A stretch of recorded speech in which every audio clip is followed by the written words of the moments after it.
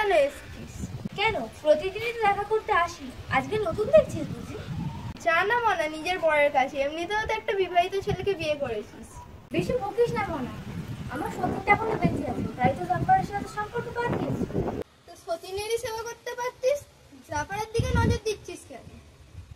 জাফর আমাকে পাত্তা দিয়েছে, আমি ওকে কিছুই বলিনি।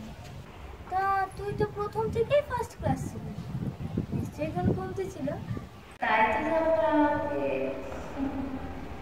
এই যত বড় মুখ নয় তত বড় কথা, আমার বরের দিকে নজর দিবি না, নয়তো না চোখ গেলে দেবে।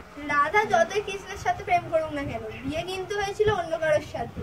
বিয়ের আগে রাধাও কৃষ্ণকে টেক্সট করেছিল ওকে নিয়ে পালিয়ে যাওয়ার জন্য, কিন্তু কৃষ্ণ রুক্মিণীর সাথে রিলস করার ব্যস্ত ছিল বলে টেক্সটে রিপ্লাই দিতে পারে। এখন আর সেই যুগ নেই, জাফর আমারই হবে। জাফর বলেছে এখন যেন তুই আর ওর সাথে কথা না বলিস, ও এখন শুধু আমার সাথেই রিলস করবে। বুঝলি কথাটা?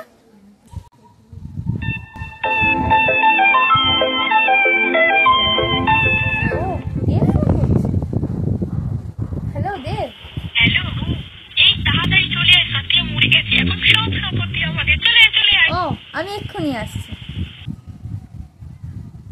ও কি যেন বলছিলিস তুই? ও জাফর ওই কথা বলেছে? ঠিক আছে যা, ছেড়ে দিলাম, যা খুশি করবে রে জাফর, তুমি, আমার কোনো যায় আসে না।